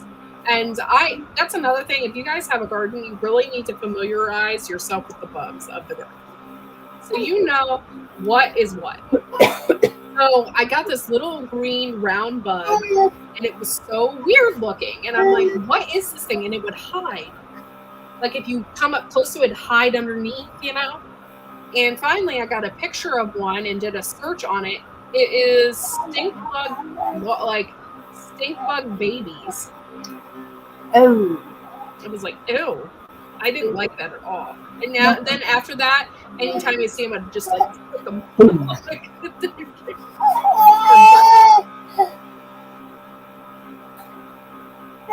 Yeah, that's the whole idea as of why I wanted to grow it, is because it has no like chemicals in it. There's no fiberglass. There's no all that crap in like a cigarette, like that. I don't smoke normally. Like that's not my thing. But if I grew it myself and I knew what was in it, I would totally do that. Like, because it's, I knew it would be organic, Hello, Al. Thank you for coming in. Thank you for being a pooper. Oh, apple, cherry. There is one specific one. It smells so good. It's called the Aristocrat. It is. It smells so good. When you go to the pipe stores, that's the first thing. I'm like, I just want to smell it. I'm not into smoking it as much. I just want to smell it. It's okay, Hedgehog. No biggie.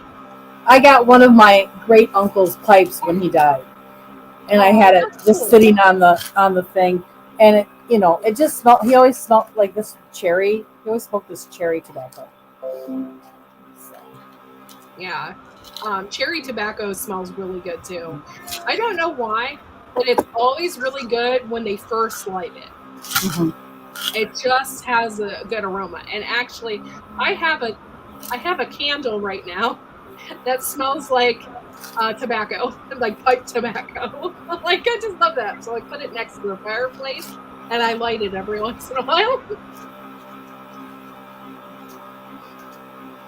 It just smells good, It does. It does. I don't know. I don't like to smoke. I don't like the smell of cigarettes, but the pipe tobacco, there's just something about. And of course, I associate it with my great uncle, and so, he was actually my grandmother's uncle. And Old ways. If you make another pipe, if you do make one, definitely do a video on it because I would love to watch because that's so cool. Especially if you like make it out of wood or I don't know what you do if you carve or but I think that'd be kind of cool to make your own. It's pretty neat.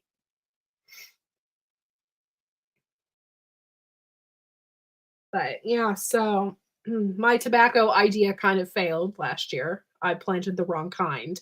But in turn, I'm really glad that I didn't plant the real thing because I don't want all the bugs that are associated with it. So it's okay. It wasn't a big deal. I just thought it was the real deal and I was excited about it. It's cool stuff. I'm going to haul a dupa. Got a bunch of stuff to do. Okay. Bye, Kaylin. Thank you for coming in. I appreciate you. Thank you for coming into Turdsday. This might be a thing for me. I don't know. I use the traditional black stone or a pipe stone. Oh, cool. Okay, Caitlin. Thank you so much for coming in, honey. I appreciate you. Such a sweetie.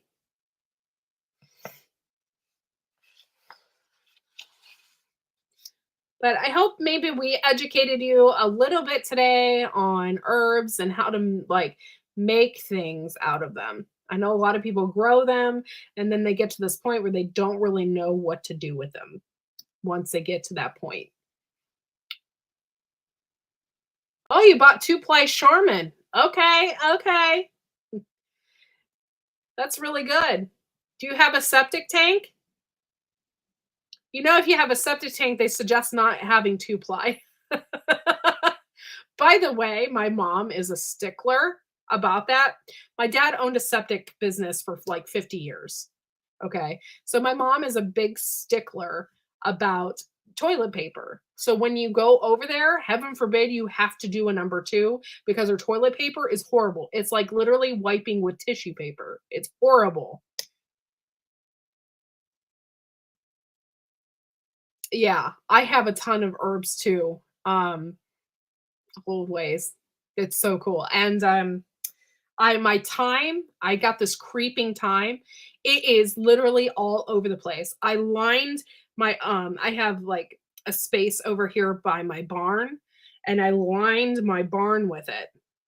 And so it's just like this bushy thyme everywhere. And then I have some of it in my garden bed and it hangs over my bed and it looks so cottage-like. I love that. I love plants that hang over things or go in between the rocks. That's why I really like alyssum because it does that. It gets real bushy and flows out and it looks really cool in between rocks and yeah. Yeah, we got a baby today. Yeah. Oh, I have so much time. But it's really good if you plant thyme in places. I'm going to plant more in my food forest. Deer do not like thyme. So, yeah. Oh, yeah. And fire cider, that'd be cool. Could we have the first diaper change on my family farm? I don't know about that. I don't think so. Yeah, thyme is really good for you. And it's really good for acne as well. So you can make a tincture out of that or not a tincture, like an oil out of that and use that on your face for acne. Thanks for coming in. I appreciate you guys. Poop troop. It's so funny because everybody here has been here through all my milestones. I just wouldn't apply alcohol to the face. That's why I backstepped on that. But all of my emojis in here have a milestone. So there's the beaver, there's the snake because somebody said I was a snake. There is the eggplant, which means don't talk to there's the floppy cheeseburger, which many of you have. There's the red lip club. And of course, I can't live without my cocktails. So those are on there. And then there's the tomato and tombstones logo, which there for a while we were doing cemeteries and stuff, which we still might do. I just haven't had time. So I love lemon thyme. Ooh. Hey, Keith Crunk. Thank you for coming in. I appreciate you. I love lemon thyme. Malachi ripped it out. Oh, that sucks. That sucks. Thank you for coming in. I appreciate it and supporting the channel. I'm getting more people during the day than I am at night. So maybe I will switch it up a little bit. It's crazy. I don't know what YouTube is doing to me, but it's crazy. Yeah, you do, old ways. I'm a huge cemetery person. Like I love people think that's weird, but I don't care. I love the history and I love walking through cemeteries and reading, when the people died and and stuff like that. It's just my thing. I did a really goofy video when we went to Salem. We went to a really creepy cemetery. So that video hit a lot of views, which I was really excited about. Things keep going wrong around me this week. I need some positive vibes. You know what? I've just been feeling this heaviness lately, and I don't know why. And yes, we need positive vibes for reals. I don't know if we're getting like solar sun radiation crap or what, but we definitely need better vibes. And I have a huge sage stick back there. I might burn it. We are getting solar flares right now. In fact, it's like a G3. You can actually go out and photograph the northern lights. So nice. That's cool, but not cool for our heads and everything else that we got going. I've had a massive migraine for like 3 days because of it. Sorry, I had to go make him a bottle. He was hungry. Oh, that's okay. Yes, I do also love cemeteries, but make sure to take precautions before heading inside. Oh yeah, definitely. I'm not really worried about it because I have ancestral protection, so ancestral protection. But yeah, you got to be really careful. The ones in Salem and stuff are just so cool. Like they're so creepy though. They are just so old. The one that we went into is the second oldest cemetery in the country. Wow. Like I have ancestors buried in there in the Salem cemetery. Do you really? Yeah. She was killed in the witch trials, so I'm pretty sure she's there. They have like there's a wall or something there with people, and she's there's like a memorable thing, and you can go around, which is really funny because we did that, and there are some people who left cards and stuff like that saying, saying things like "thank you for your sacrifice," blah blah blah, and some of them are like, "You're my great great great great great great great great grandmother," and it just like blows your mind away. They leave notes and they leave flowers, and it just blows your mind. Like, yeah, they took her land. They killed her to take her land. Oh, that's horrible. Yeah, they made up accusations because she was a widow and they wanted her land. Yeah, the one section of that it's not a cemetery. It's just like a memory, like a memorial type thing. So it has like a memorial for all the people that lost their lives during the Salem witch trial, including the guy that was pressed to death. So you just like kind of walk through and read. There's like little stones, and you read who it was and what happened to them, and then people leave flowers and all different kinds of stuff. It's kind of cool. But it was really cool to see. I wouldn't even say it had anything to do with Christianity or anything like that. From what I read, the guy, I can't even think of his name right now. The main guy, he was pretty sadistic. Like there was something seriously wrong with him.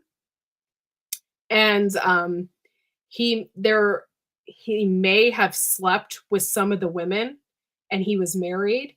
So to cover up some of his doings, he, charged them as witches and killed them. So I can't think of his name right now, but he's buried in that cemetery. I have a picture of it. And his family is like buried beside him. I wouldn't even consider it like a Christian doing, like, like that. I think it was just one evil man who thought that he could get away with this crap, And of course, there is the thing about the hysteria. People, once they start thinking about stuff, it's catching. Then other people start to do it too, and so it goes like that. But and the whole hallucinating because the wheat had mold on it. They were eating the wheat, and so they were hallucinating because of it's sort of like the same thing as corn smut. Yeah, they were eating the fungus, and it was giving them hallucinations. Giles Corey. I don't know if that was his name. And it kind of makes me want to go through my phone and look at it because I have the picture because I did take a picture. But the woman at the cemetery told me that was the main guy, the judge that tried all those women. And he was nasty. He was very nasty. And I can't think of his name right now. I don't know if I'll even be able to read his tombstone because his tombstone was like all messed up and glued together, like because it's so old.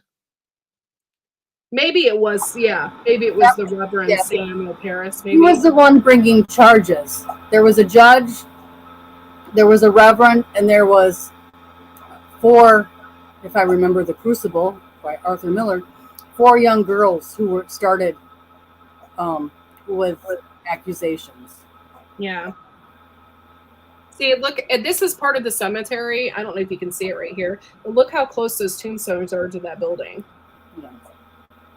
And that's like that's like the second oldest one in the United States. But I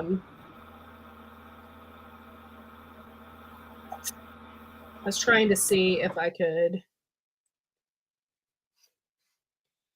But this is part of I don't know if you can see this, but this is, oh shoot, it's going to rotate. This is Sarah the Good. This is her memorial. It's sideways. Sorry, guys. But see how people, they just like leave flowers and stuff. And it says on it when she died, which was July 19th, 1692. And it tells you if she was hung. And then people leave this kind of stuff. And they like, look at that, all those greats. Who are my great, great, great, great, great, great aunt or grandmother.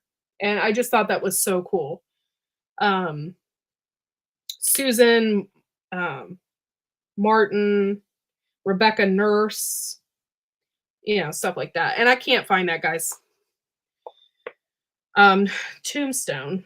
I thought I had a picture of it. I probably do. It's just lost in my photos because I take so many photographs. But it was very, very interesting to know. It was just very, very interesting to know what people can do. It kind of takes you back a little bit, like, oh my God, these people, that was so unfair to do that to people. It was truly evil. Yes. It was truly evil. And it was motivated by greed. Yes. Very much. Because once these accusations started going through, they're like, who else can we get rid of that we can profit by killing? Exactly. It was very...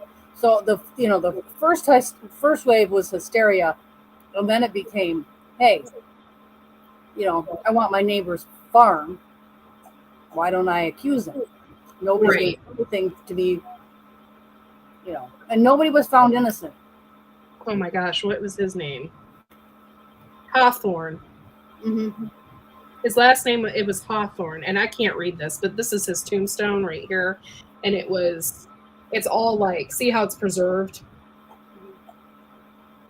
Nathaniel Hawthorne was one of the authors.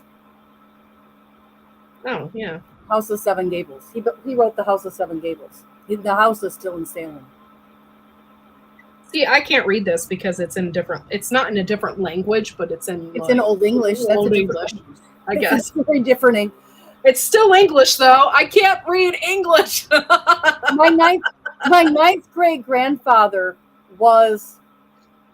he wrote the Matthew's Bible, and it is was written in 1624. So the same time he was in England, the same time this was going on over here in America, and he wrote the Bible in English, the Matthew's Bible.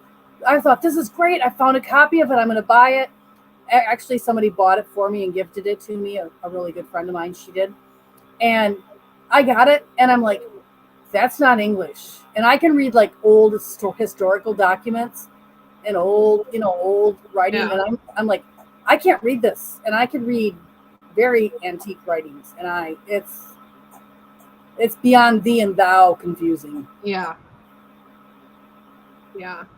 It's just, we tried to read some of them, and like it was very hard. I mean, you'd think something as simple as the Bible that you've read hundreds of times you could read in Old English, and I still couldn't read it, and I knew what I was supposed to be reading.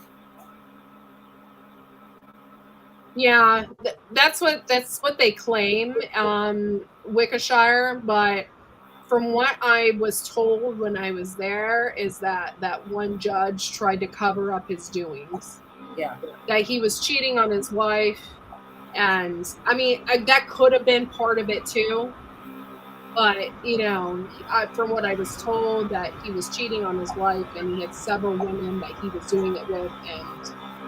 And he tried to basically knock them off. It was basically trying to, They were going to speak out, and he wanted them silenced. Hola, hermosa senoritas. Hello, Gear. Thanks for coming in. That's okay, fishes. Thanks for coming in. It's funny how when I was a kid, the history class covered the Salem witch trials in the history lesson. I bet coffee, they won't touch it now. Yeah, no. Go ahead. It's not on their agenda. They filled their time up with other agendas.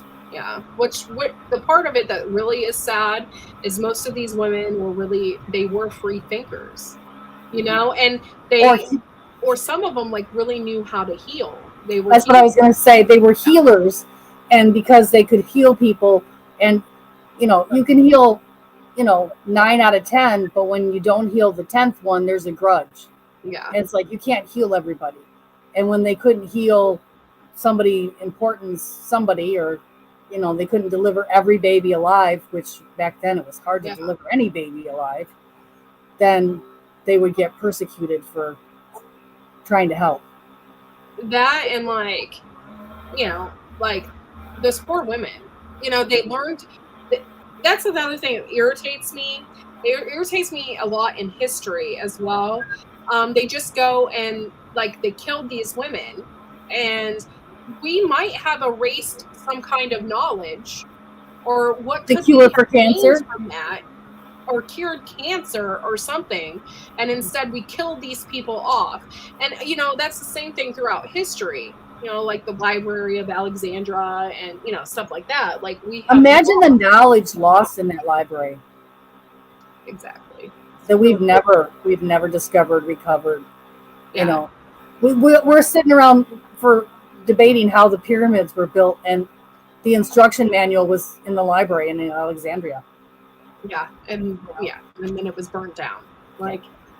Just on purpose. On purpose. Yeah. Hey, Dave. Thanks for coming in. Appreciate you. Good to see you. But yeah, that's the part about history that makes you so mad, Yeah.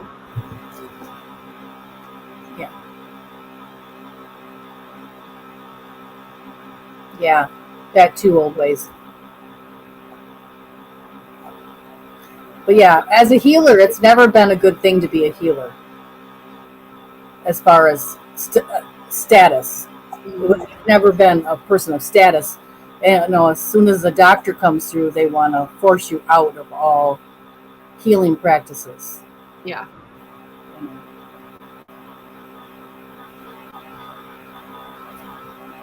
All right, you guys. I've been on for 2 hours. 2 hours. Thank you so much. And I've gotten 3 memberships out of the deal. So thank you so much for being a member of the Poop Troop. If you are interested in being a member, it is only 99 cents a month. Tell your friends about us. Share us out. I'm always looking to expand and get more subs and stuff like that.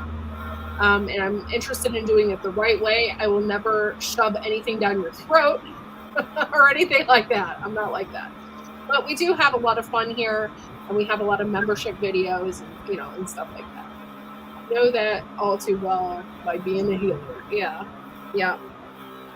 But I want to thank you all for coming in and hanging out with us on Turdsday. This might be a thing. I'm not sure yet. It depends on my son's schedule. But thank you so much for coming in and hanging out with us today. And we will see you all Friday night. I will go live then. And we've kept a lot of people in here for a long time. So I'm glad that we have spiked your interest. So thank you so much. And we will see you Friday night. Bye, y'all.